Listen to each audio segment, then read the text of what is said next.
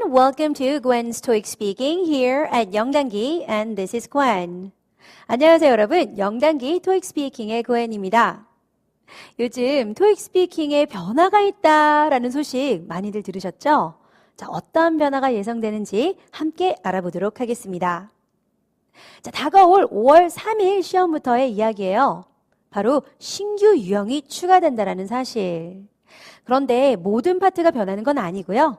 Part 3 and Part 5 이 두 개 파트만이 변화가 있습니다. 근데 여기서 잠깐만요. 모든 문제가 변하나요? 그러면 아예 파트 3와 파트 5가 다 바뀌는 거예요? 라고 궁금해하실 것 같아요. 그건 아니고요. 자, 기존 문제와 신규 문제가 함께 병행 출제가 된다는 사실, 그것만 오해 없으시길 바랍니다. 그래서 아예 바뀌는 건 아니니까 지금까지 공부해왔던 것들도 잘 사용하실 수 있으실 거예요. 자, 그러면 4가지 정기시험 타입이 있습니다. 타입 A, 전 문항 기존 유형대로 출제될 수도 있어요. Good news, right? 혹은 Part 3, 요거 하나만 바뀔 수도 있고요. 아니면 Part 5, 문제만 바뀔 수도 있고요. 그런데 Part 3 and 5 모두가 바뀔 수도 있어요. 그래서 기존대로 공부해 오신 거에다가 신규 유형에 대한 학습을 조금 더 보태어 주신다면 어떤 타입의 시험에도 완벽하게 대비하실 수 있을 겁니다. Okay, well, let's have a look at Part 3. Now, this is the original way of asking questions. 기존 유형이죠? 네, 기존 유형에서는 research, 설문조사가 주였다면 New type, 신규 유형에서는요, 친구와의 대화가 주를 이룹니다. 즉, research, friend. 이 차이가 무엇이냐? 네, 여러분들이 그냥 설문조사를 할 때는 약간 벽이 있잖아요. 좀 진솔하지 않고, 네, 그래서요. 저 뭐 할 건데요. 네, 알겠습니다. 조금 겉으로만 얘기하는 경향이 있을 거예요. 하지만 친구와에 대해서는 좀 진솔함이 담겨야겠죠? 그래서 내가 뭘 진짜 좋아하는데 내가 거길 가봤거든 하고 조금 더 디테일이 들어가는 감이 없잖아 있을 겁니다. So, we can call that general idea versus personalized ideas. Okay? 그래서 일반적인 이야기를 한다는 건 general ideas. 하지만 조금 더 개인적인 의견과 경험을 보태어 말한다는 게 바로 personalized idea가 되겠습니다. 아직 모르시겠다고요? 자, 그러면 예시 문항 하나를 풀어보도록 할게요. What do you like to do on your vacation? 이것이 기존대로 물어보는 형태예요. 근데 이것에 대해서 설문조사다 보니까 I like to travel many places. 여행 다니는 걸 좋아해요. I can learn many things. 많은 것을 배울 수 있어요. 하고 조금 딱딱하죠? It's more like general idea. 그런데 바뀌는 신규 유형은요. Where do you want to go on your next vacation?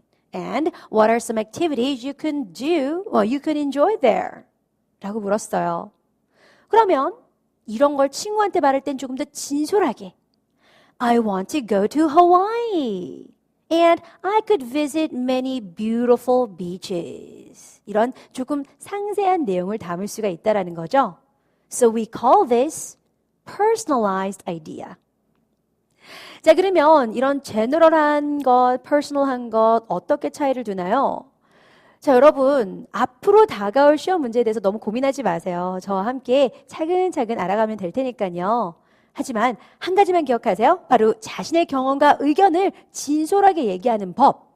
요것을 반영한다면 크게 무리가 없을 겁니다. Now, next part is part 5. Propose a solution. 자, 이 파트에서는요, 듣기 문제가 바뀐다라는 게 가장 큰 변화예요. 기존에는 한 분이 일방적인 메시지를 남겼습니다. 안녕하세요. 저는 워크숍 담당자 올리비아입니다. 2개의 워크숍을 동시에 열게 되어 컴퓨터가 부족합니다. 이사님이시라면 어떻게 할지 알려주세요. 그래서 우리 모두가 이사님이 되어 메시지를 남기는 형태가 기존의 유형이었죠. 하지만 신규 유형은 이와 같이 여러 사람의 동시 대화가 되겠습니다. 그래서 올리비아가 이야기를 합니다. 다음 달 워크숍에 사용될 컴퓨터가 부족하다 들었어요. 다른 사람이 이야기하죠. 두 개의 워크숍이 동시에 진행되어 컴퓨터가 부족합니다. 그런데 또 올리비어가 여기서 나와요. 일단 미팅 시간이 다 되었으니 전화로 의견 주세요. 그러면 여러분께서 답변을 하시는 거예요. 근데 여기서 여러 명의 대화를 할지라도 방금 전 1인의 대화일 때 그리고 다수의 대화일 때 마무리는 전화 주세요 라는 포인트예요. 그래서 기존의 템플릿과 크게 바뀌지 않는다. 그것이 가장 핵심이 되겠습니다. 그 외에 만능 템플릿이라면 기존 유형의 답변 그리고 신규 유형의 답변 모두에 적용이 될 수 있도록 저희가 약간의 작업을 했는데요. 다시 한번 말하지만 그 외에 만능 템플릿 하나면 오케이. 자, 기존의 유형을 살짝 바꿔봤습니다. 바로 이 세 부분인데요.